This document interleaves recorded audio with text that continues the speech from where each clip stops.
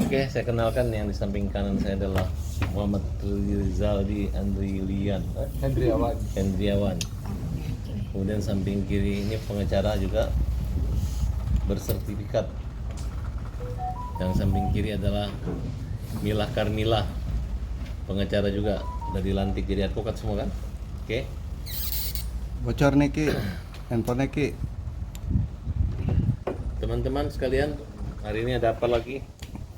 Bang, ini tadi pagi Tenopi beserta Densu.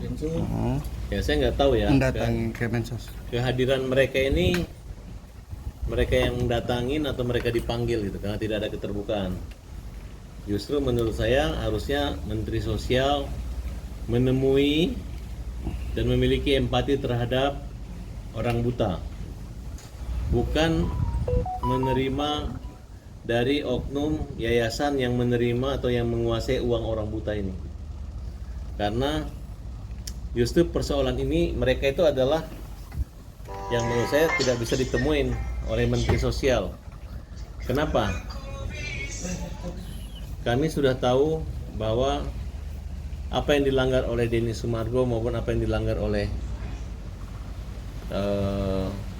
Novi, ya tidak bisa Pak Menteri mengatakan bahwa kurangnya pengetahuan masyarakat tentang undang-undang, ya, karena undang-undang itu dianggap sudah tahu paling lambat mungkin minimal 1 tahun setelah berlakunya atau 1 bulan. Jadi tidak ada istilah kalau memang Denny Sumargo salah karena tidak minta izin melakukan penggalangan dana.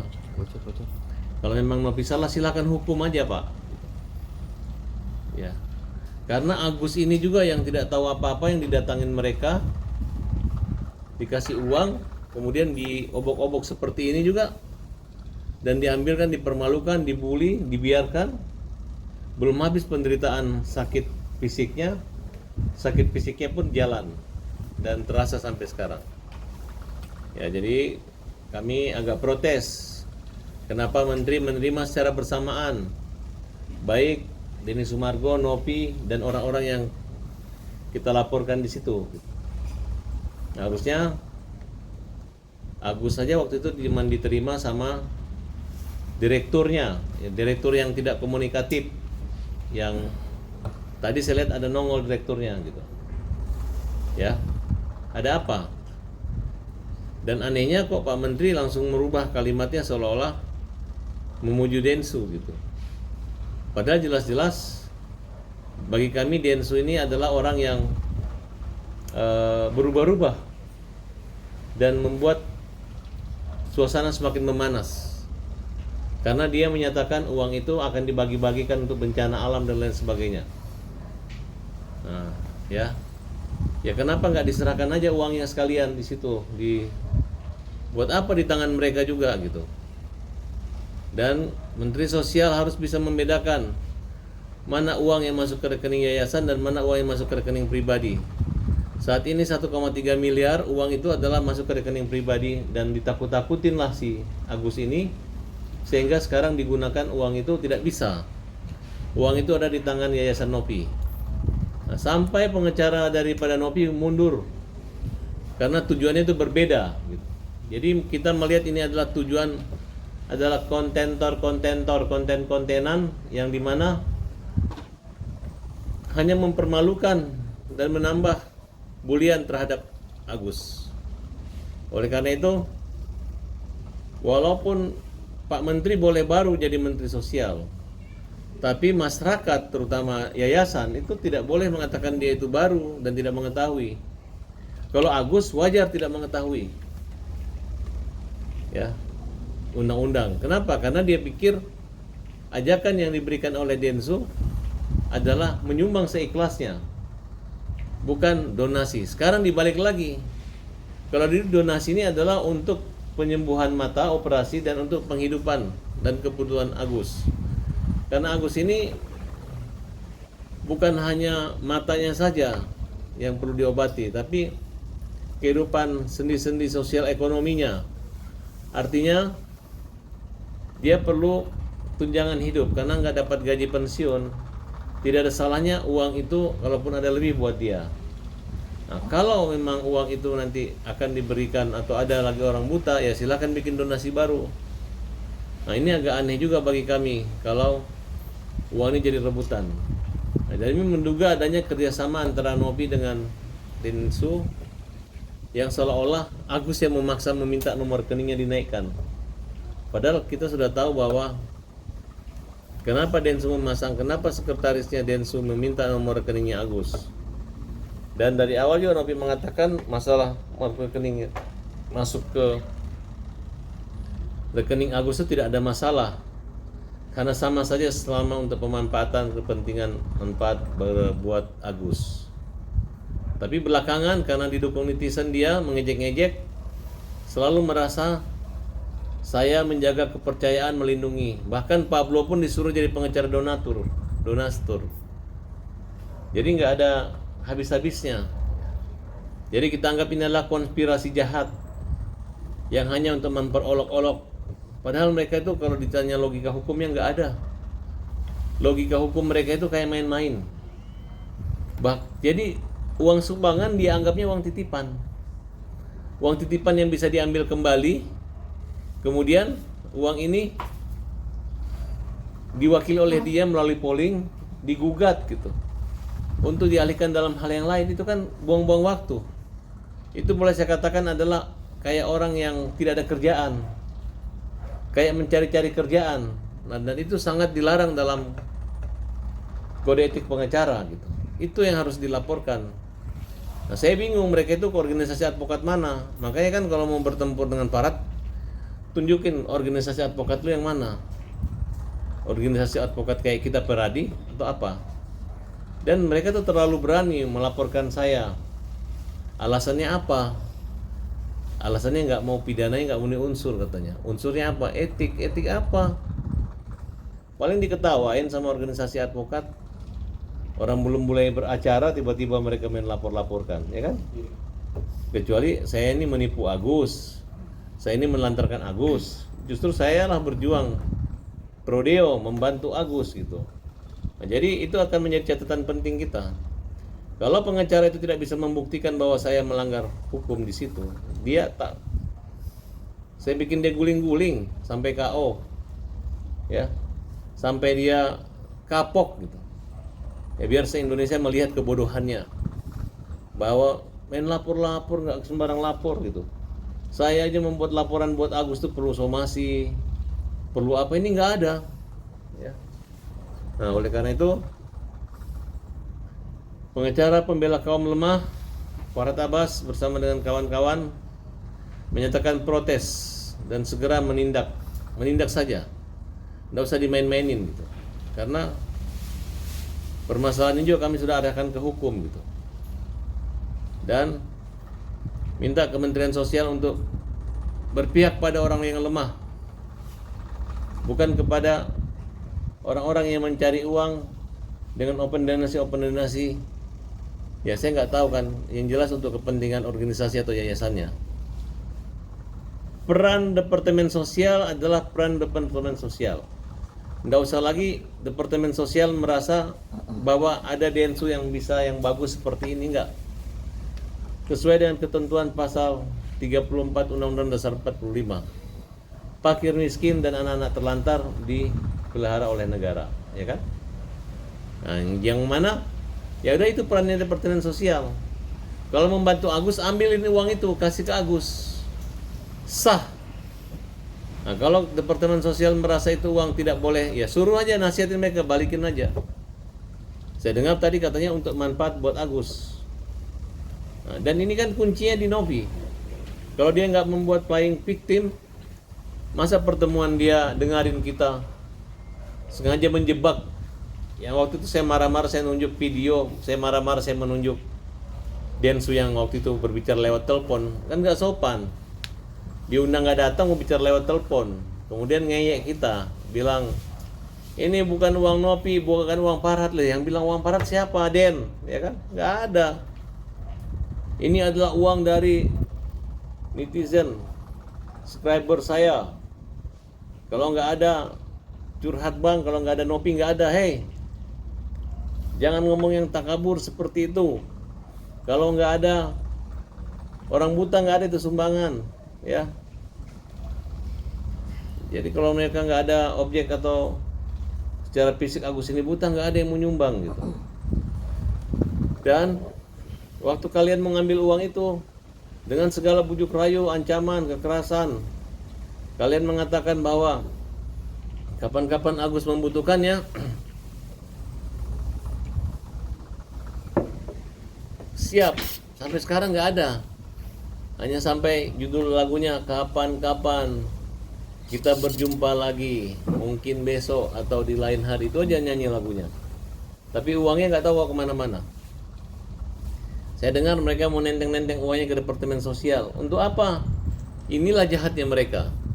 Uang yang Agus diambil, ya akhirnya sahabat kita Alvin Lim membuka, ya, hai para donatur, pendonor uang ke rekening Agus pribadi. Silahkan kalian datang ke kantor Alvin Lim, bawa buktinya, langsung diganti uangnya.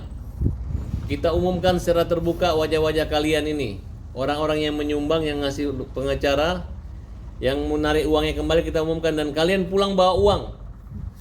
Nanti ongkos pesawatnya tagih aja sama Novi, ya, sama pengacara-pengacara yang ngaku pengacara kalian, ya. Oke, ini adalah satu konspirasi amburadul. Saya nggak tahu hukumannya gimana, agak aneh.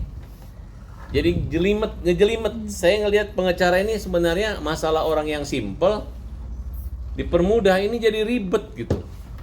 Hai pengacara-pengacara Indonesia, kalian jangan mau diatur sama klien. Klien yang punya otak taktik, utak-atik yang mengadu antara lawyer, jangan gitu. Jangan kalian paksakan, uang udah disumbang, ya mending sih kalau kamu serahkan kembali ke dinas sosial.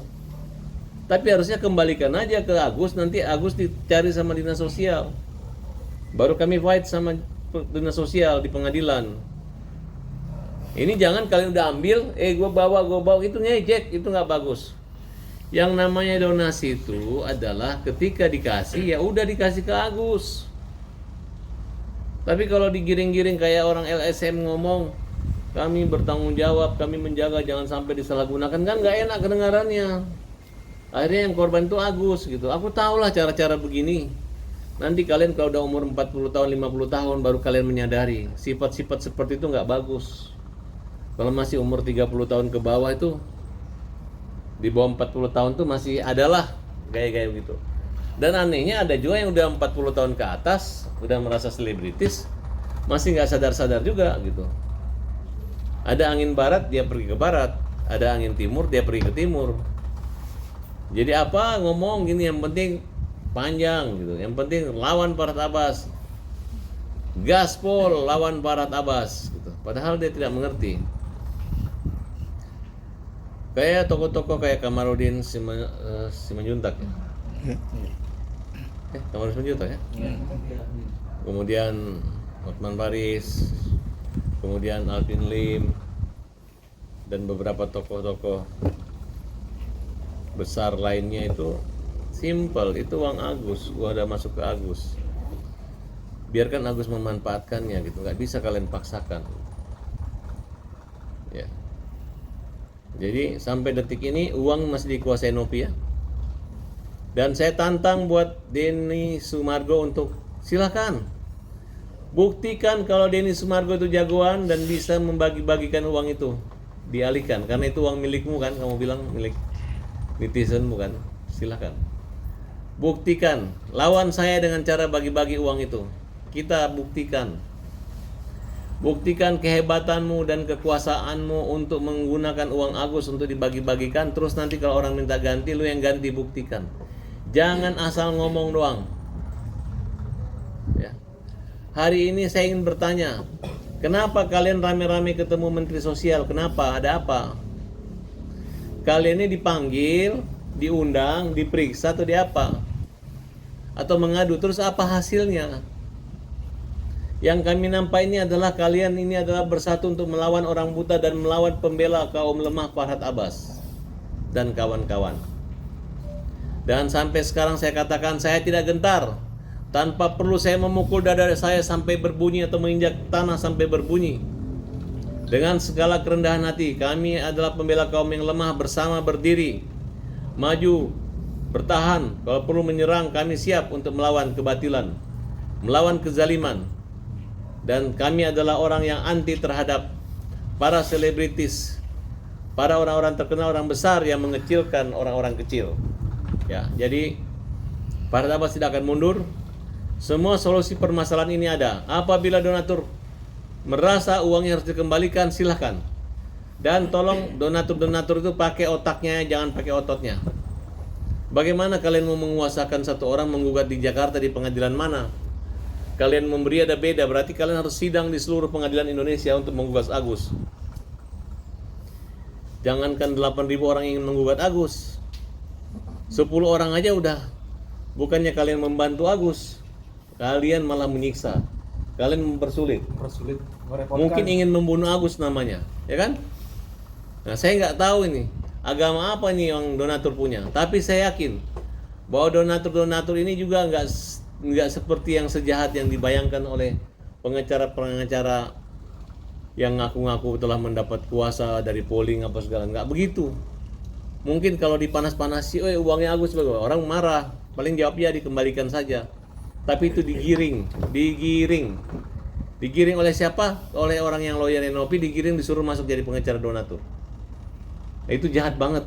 Tanpa mereka sadari, Tuhan memperlihatkan kejahatan dan kebusukan hati mereka dengan adanya percakapan-percakapan mereka yang mereka lihat secara live. Itu yang saya lihat. Waduh, ini sangat kelewatan sekali. Orang yang mempekerjakan dirinya di bidang kemanusiaan tapi sangat tidak manusiawi. Nah, jadi teman-teman, hari ini saya protes. Apalagi Menteri Sosial mau konferensi pers bersama gitu. Menteri Sosial itu harusnya konferensi pers sama orang buta. Datangin rumahnya kalau perlu Pak Menteri. Bapak lihat di sana. Kalau mereka itu pakai tas mahal, pakai mobil mewah, gagah-gagah, kaya-kaya, tapi meminta-minta kayak pengemis. Begitu pengemisnya dianggap orang buta dapat, mereka yang kuasai uang pengemisan itu. Terus yang manfaat siapa? Nggak ada kan? Nah, jadi tolonglah. Saya minta sekali lagi Pak Presiden tolong bantu Agus. Wakil Presiden tolong bantu Agus. Kalau perlu Wakil Presiden atau Presiden datangin rumahnya Agus, kayak presiden-presiden di luar negeri. Didatangin rumah orang miskin. Nggak ada sekat gitu. Karena bagaimana kita bisa membangun negara ini, menaikkan gaji guru, menaikkan gaji segala pegawai negeri, kalau masih orang buta ditelantarkan, orang buta diombang-ambingkan, dia antri ke kantor polisi, dia jalan jalur biasa dengan fasilitas tidak memadai, diperiksa di kantor polisi sebagai manusia biasa aja, duduk kayak orang normal, tanpa mempertimbangkan bahwa dia adalah orang disabilitas. Di rumah sakit juga antri, karena rumah sakitnya buta semua orang. Nah, dan kepedulian pemerintah sama orang buta saat ini masih kurang. Ya, padahal menurut saya kalau Pak Menteri foto dengan Agus, mungkin wartawannya lebih banyak lagi diliput berita luar negeri. Betul nggak? Ya? Nah, kalau sama mereka paling yang TikTok aja yang masukin. Bahkan dilarang wartawan. Karena haknya juga, hak penyiarannya hanya maunya ke podcastnya Oknum Kontentor di situ, gitu.